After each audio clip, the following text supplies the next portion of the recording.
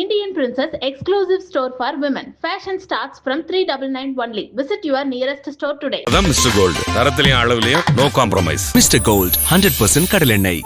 நிலையான தன்மையுடன் 75 ஆண்டுகளுக்கு மேலாக மக்கள் சேவையில் உங்கள் ஸ்ரீ விசாலம் சிட்ஃபண்ட் லிமிடெட்.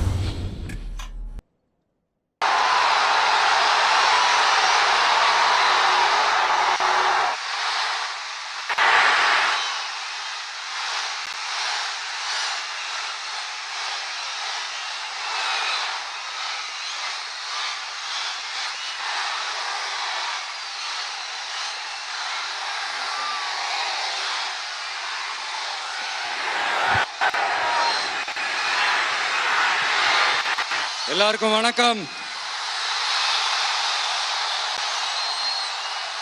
எல்லாரும் எப்படி இருக்கீங்க? வணக்கம். சாரி, எல்லாரும் எப்படி இருக்கீங்க? சாரி, கொஞ்சம் லேட் ஆயிடுச்சு.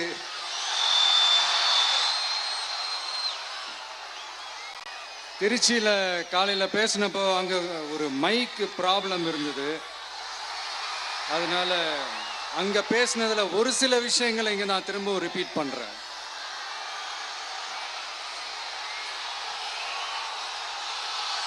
அந்த காலத்துல போருக்கு போறதுக்கு முன்னாடி போர்ல ஜெயிக்கிறதுக்காக குலதெய்வம் கோயிலுக்கு போய் சாமியை கும்பிட்டு தான் போருக்கு போவாங்களாம். அந்த மாதிரி அடுத்த வருஷம் நடக்க போற ஜனநாயக போருக்கு தயாராகிறதுக்கு முன்னாடி நம்ம மக்களை அதாங்க உங்க எல்லாரையும் பார்த்துட்டு போலான்னு வந்திருக்கிறேன். இங்க என்ன பார்க்க வந்திருக்கிற என்னுடைய அம்மாக்கள், அக்கா தங்கைகள், அண்ணன் தம்பிகள், நண்பர்கள், நண்பிகள், உங்க எல்லாரையும் பார்க்கும்போது மனசுக்குள்ள ஒன்னே ஒண்ணுதான் தோணுது. உங்களோட இந்த அன்புக்காக எவ்வளவு பெரிய உயரத்தையும், எவ்வளவு பெரிய வருமானத்தையும், எவ்வளவு பெரிய வசதியையும் தூக்கி எறிஞ்சிட்டு வரலாங்க. உங்களோட இந்த அன்பை விட, இந்த பாசத்தை விட, உங்களை விட எனக்கு இந்த உலகத்துல வேற எதுவுமே பெருசா தெரியல. ஒரு சாதாரணமா இருந்த ஒரு விஜய இந்த உயரத்துல தூக்கி வச்சு கொண்டாடிக்கிட்டு இருக்கிறீங்க. உங்க வீட்டுல ஒருத்தனாவே ஆக்கிட்டீங்க, உங்க சொந்தக்காரனாவே ஆக்கிட்டீங்க. என்னங்க பெரிய பணம் வேணுங்கிற அளவுக்கு பார்த்தாச்சு. அரசியலுக்கு வந்துதான் நான் பணம் சம்பாதிக்கணுமா என்ன? அதுக்கு கொஞ்சம் கூட அவசியமே இல்லை. எனக்கு எல்லாத்தையும் எல்லாமும் கொடுத்த உங்களுக்காக உழைக்கிறத தவிர எனக்கு வேற எந்த எண்ணமும் எந்த வேலையும் இல்லை. விஜய், விஜய் அண்ணா, விஜய் தம்பி, விஜய் தம்பி, நம்ம விஜய், நம்ம விஜின்னு என்னடா இந்த விஜி தனியாளா இருப்பான்னு பார்த்தா எப்ப பாரு மக்கள் கடலோட மக்கள் கடலாவே இருக்கிறானேன்ட்டு இந்த எதிரிகளுக்கெல்லாம் தெரிஞ்சவன நம்மளை பத்தி கண்ணாபின்னான்னு பேச ஆரம்பிச்சிருக்கிறாங்க. அதாவது நான் மரியாதையா பேசினா கூட அதை தவறா எடுத்துக்கிறாங்கன்னா பாத்துக்கங்களேன். அதனால யார் என்ன சொன்னாலும் அறிஞர் அண்ணா அவர்கள் சொன்ன அந்த பஞ்சு தான், வாழ்க வசவாளர்கள் அப்படின்னு சொல்லிட்டு போயிட்டே இருக்க வேண்டியதுதான். நான் மதுரை மாநாட்டில் உங்க எல்லாரையும் நேர்ல சந்திக்க வரேன்னு சொல்லியிருந்தேன்.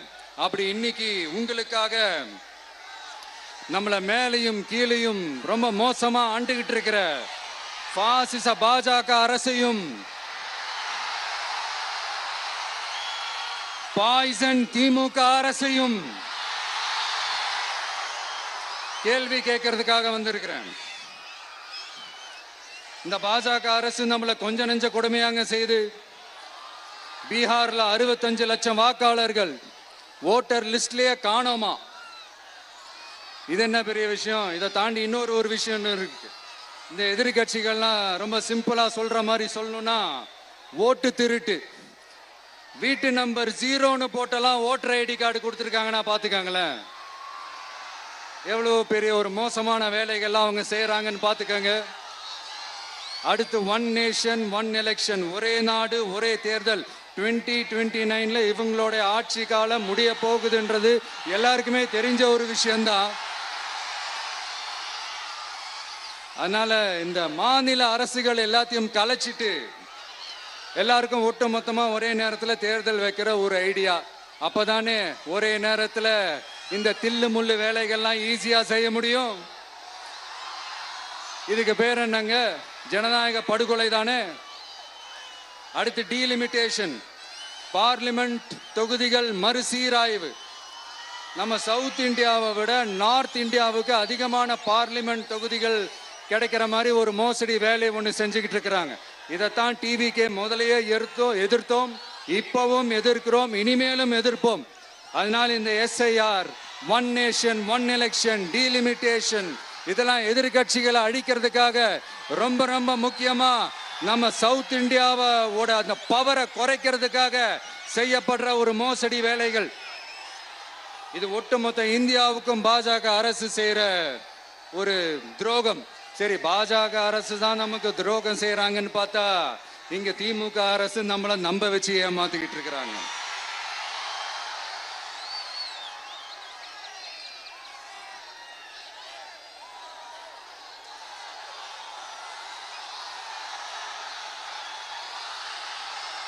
கிட்டத்தட்ட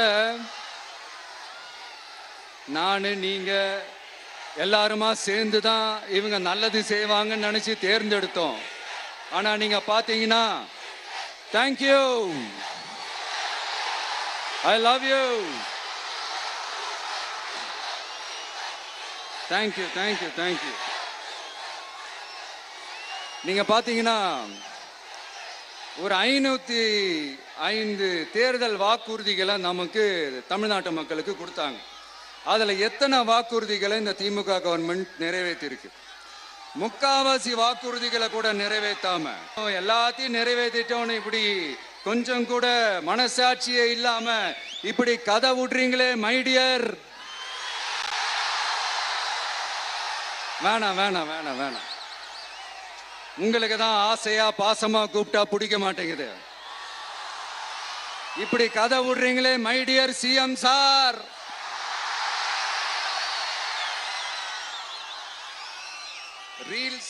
ரீல்ஸ் வேற, ரியாலிட்டி வேற நீங்களே சொல்லிட்டு இப்ப நீங்க விடுறது அம்பட்டும் ரீல்ஸ் தான்.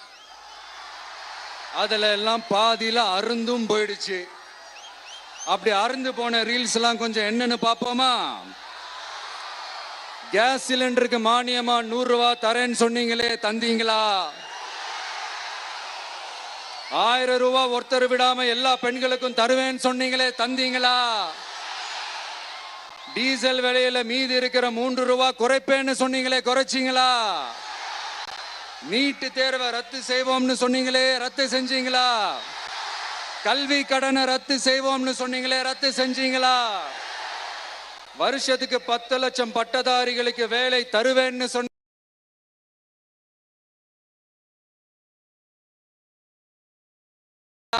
மாசத்துவிழா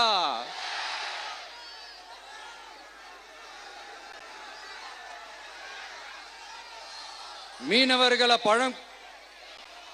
ஏன்பா மீனவர்களை பழங்குடியின பட்டியல சேர்ப்போம்னு சொன்னீங்களே, சேர்த்தீங்களா? மீனவர்களுக்கு 2 லட்சம் வீடுகள் கட்டித்தரப்படும் சொன்னீங்களே, கட்டி தந்தீங்களா? அனைத்து மீனவ கிராமங்களிலும் மீன் உலர்த்தும் தளம் அமைக்கப்படும் சொன்னீங்களே, அமைச்சு கொடுத்தீங்களா? நெசவாளர்களுக்கு கூட்டுறவு சங்கத்துல கொடுக்கிற கடனுக்கு வட்டி 12% இருந்து 8% குறைக்கப்படும் சொன்னீங்களே, குறைச்சிங்களா? ஆட்டோ ஓட்டுறவங்களுக்கு சொந்த ஆட்டோ வாங்க 10,000 மானியம் வழங்குவோம்னு சொன்னீங்களே, வழங்குனீங்களா? அரசு ஊழியர்கள் ஆசிரியர்களுக்கு ஓல்டு பென்ஷன் ஸ்கீம் கொண்டு வருவேன்னு சொன்னீங்களே, கொண்டு வந்தீங்களா? பகுதி நேர ஆசிரியர்களுக்கு பணி நிரந்தரம்னு சொன்னீங்களே, செஞ்சீங்களா? சத்துணவு மற்றும் அங்கன்வாடி பணியாளர்களுக்கு அரசு பணி உறுதின்னு சொன்னீங்களே, செஞ்சீங்களா? முதியோர் உதவித்தொகை 1500 ரூபாய் தருவேன்னு சொன்னீங்களே, தந்தீங்களா? தமிழகத்தில் இருக்கும் வேலை வாய்ப்புகள்ல 75% தமிழர்களுக்கு என்ன சொன்னீங்களே, தந்தீங்களா? 3 லட்சத்துக்கு மேல் இருக்கிற காலி பணியிடங்கள் நிரப்பப்படும்னு சொன்னீங்களே, நிரப்புனீங்களா? தூய்மை பணியாளர்கள் பணி ஊதியம், ஓய்வூதியம் போன்ற கோரிக்கைகள் நிறைவேற்றப்படும் சொன்னீங்களே, நிறைவேற்றினீங்களா? மக்கள் நல பணியாளர்களாக 25,000 பெண்கள் நியமிக்கப்படுவார்கள் சொன்னீங்களே, நியமிச்சீங்களா? ரேஷன் கடையில மீண்டும் உளுந்து வழங்கப்படும் சொன்னீங்களே, கொடுத்தீங்களா? அனைத்து அரசு வேலை வாய்ப்புகளிலும் பெண்களுக்கு 40% முன்னுரிமை வழங்கப்படும் சொன்னீங்களே, கொடுத்தீங்களா? 35 வயதுக்கும் மேற்பட்ட திருமணமாக ஆதரவற்ற பெண்களுக்கு கல்வி தகுதிக்கு ஏற்ப அரசு வேலை வழங்கப்படும் சொன்னீங்களே, வழங்கினீங்களா?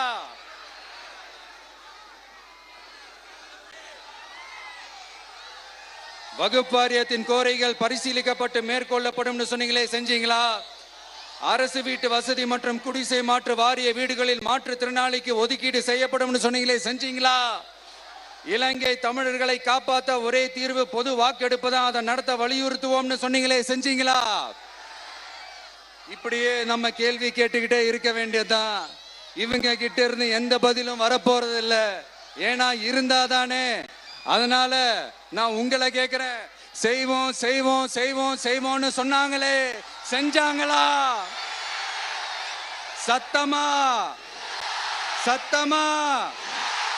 மை டியர், வேணாம் வேணாம் வேணாம். அப்படி கூப்பிட்டா, ஆசையா பாசமா கூப்பிட்டா அவங்களுக்கு பிடிக்க மாட்டேங்குது. அதனால கேக்குதா மை டியர் சிஎம் சார்? அவங்க பண்றது துரோகம்னா நீங்க பண்றது நம்பிக்கை மோசடி. இது ரெண்டுமே ஒண்ணுதான், ரெண்டுமே ஏமாத்து வேலைதான், இது ரெண்டுமே ஜனநாயக குற்றம் தான். இப்படி ஏமாத்துறதுல இவங்க 2 பேருமே ஒரே வகைரா தான்.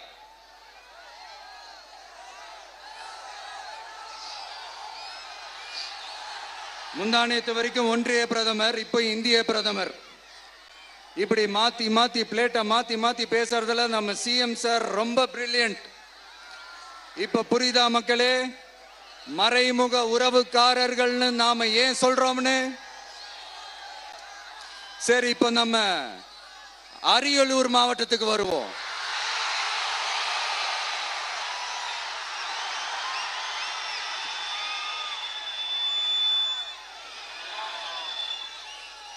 தமிழகத்தோட வறட்சியான மாவட்டங்கள முதல் வரிசையில காலங்காலமா இருக்கிற மாவட்டம் தான் நம்ம அரியலூர் மாவட்டம்.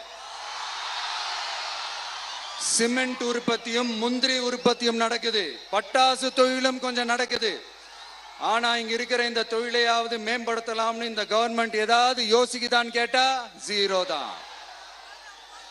சிமெண்ட் ஆலைகளால ஏற்படுற மாசுபாட்டுல இருந்து மக்களை பாதுகாக்க என்ன நடவடிக்கை எடுக்கப்பட்டிருக்குன்னு தெரியல. யுனெஸ்கோவோட உலக மரபு சின்னமாக அறிவிக்கப்பட்ட கங்கை கொண்ட சோழபுரம் கோயிலை முறையாக பராமரிக்கணும். ஜெயங்கொண்டத்தில் ராஜேந்திர சோழனுக்கு மணிமண்டபம் அமைக்கலையே ஏன்?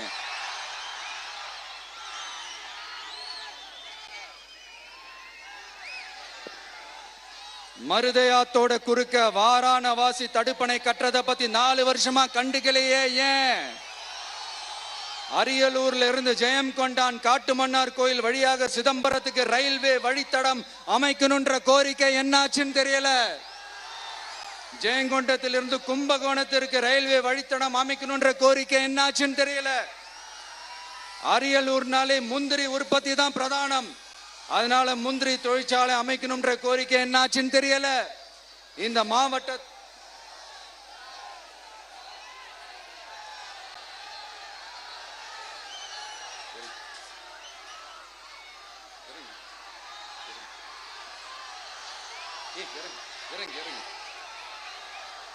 தம்பி இறங்கு, தம்பி இறங்கு, ப்ளீஸ் ப்ளீஸ் ப்ளீஸ் இறங்கு, இறங்குப்பா ப்ளீஸ்.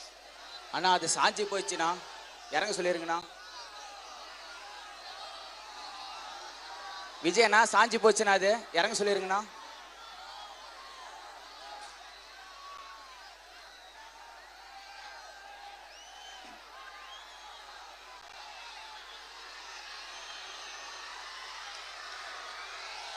ஹலோ பிரதர் சார், அவரை இறங்க சொல்லுங்க ப்ளீஸ்.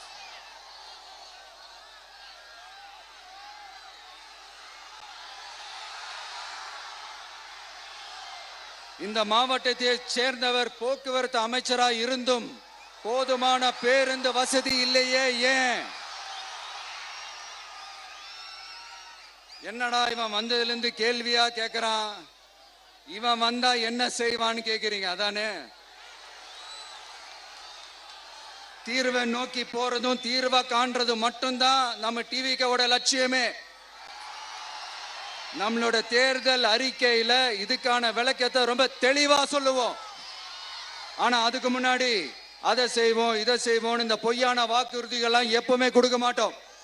எது நடைக்கு சாத்தியமோ எது உண்மையோ அதை மட்டும்தான் கொடுப்போம். ஆனா அட் த சேம் டைம்